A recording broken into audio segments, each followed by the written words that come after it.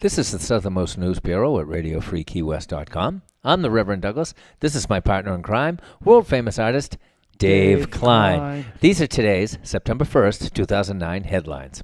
The Home PAC, District 3.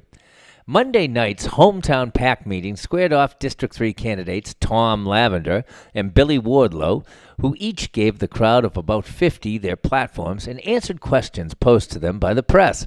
Lavender stood on his record of business success and his 10 years of banking here in the Keys, stating that because he is retired, Key West would have a full-time commissioner. He wants to adjust the positions of some upper-level city workers and their salaries while keeping all employees who are presently with the city working. He called for more police and for a new city hall in the downtown area, remarking that the old city hall is in disrepair and a new facility should be built downtown where the hub of businesses presently reside. Lavender is also in favor of mandatory recycling and thinks that Key West's yard waste should be composted locally instead of being shipped to Miami to save taxpayer dollars. Ex-Fire Chief Billy Wardlow, who is not in favor of a new city hall, agreed with Lavender on many of the campaign points, telling that the city should cut waste in all departments, cut some high-level city jobs while keeping present employees working. He cited trash and sewer as a main concern and stood for the South Roosevelt Boulevard project to be completed, telling voters that he would improve the drainage on the streets and repair the sidewalks.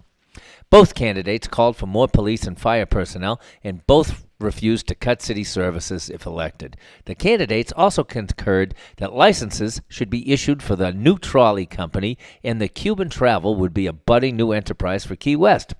Wardlow calling for a new marina, and Lavender talking of a boom in downtown business with increased boating traffic, calling Key West America's only city attached to the Caribbean.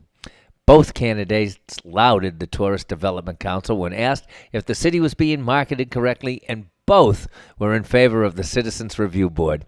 In conclusion, Lavender referred to his banking career and finance experience, making him the better candidate to control the budget, while Wardlow asked the voters to consider his experience as fire chief and his clean and green platform when going to the polls.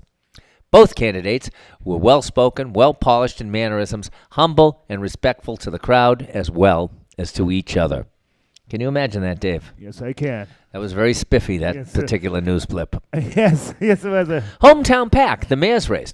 Mayor Morgan McPherson at the candidates forum blatantly stated last night that he was not in favor of the Bahama Conch Community Land Trust being involved in the parcel of property known as the Truman Annex. That's a mistake, Mayor. McPherson stated that the city could find its own developer and is in favor of taking the parcel that was voted on for the city to lease the 6.6 acres to the BCCLT and turning it into a high-end marina with world-class parks. Craig Cates was also in favor of putting a marina on that property, also developing park facilities, but with minimal cost to the city. Mike Mongo was not in favor of a marine facility that catered to mega yachts, stating that he could see how mega yachts would benefit the city, and reminded voters that 60% of Truman Annex is slated for parks and green space. Mongo did not take a position on the BCCLT. Sloan Bashinsky took the offensive, stating that he was optimistic about the BCCLT and their plan to build affordable housing, affirming that the matter of the overbilled $102,000 need be paid back to the city before the project continued. Bashinsky was opposed to the Spotswood plan of having a $38 million marina built with Tourist Development Council monies collected from the bed tax, with the ability for them to bow out of the deal and leave the financial burden on the city. This was the high point of last night's candidate forum, held at the Doubletree Resort Hotel on South Roosevelt Boulevard in front of a crowd of about 50 people. Mayor McPherson ran on his record, citing $40 million attracted to the city in the last 18 months, and called for an ecological bridge to be built between Cuba and Key West. He supports the CRB and again spoke of planting a canopy of trees to reduce carbon in the air, funded all with government grants. Mongo stood for sustainability and continued improvements for the Key West infrastructure. He supports the CRB, a program of employment for graduates, and for cleaner waters offshore of our beaches. His slogan is, "We can do better." Craig Cates took no issues head-on, running solely on his record as a third-generation conch with a 38-year marriage, 3 daughters, grandchildren, and sons-in-laws.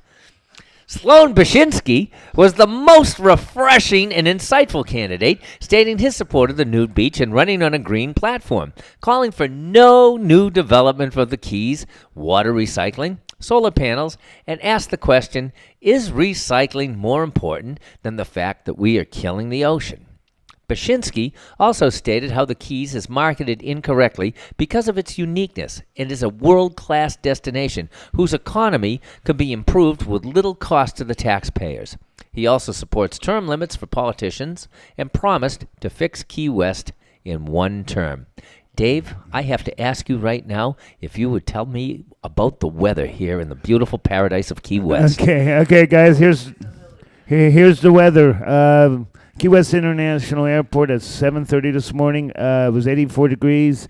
The high is 87. The low is 81. Heat index is 93. Humidity is 77. Wind 4 miles an hour southeast. Visibility 10 miles. Pressure 29 inches.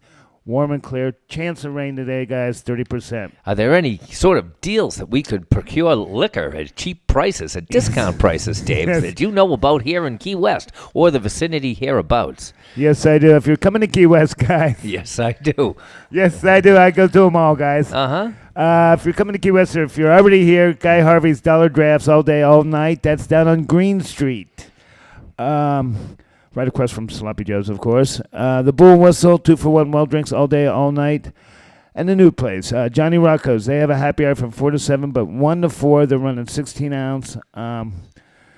Southernmost wheat and Coors Light for $1.50. They go, and during happy hour, they have 40-cent wings and 50-cent oysters. Of course, there's Cowboy Bills, of course. We always talk about them. 2-for-1 margaritas, $2 PBRs.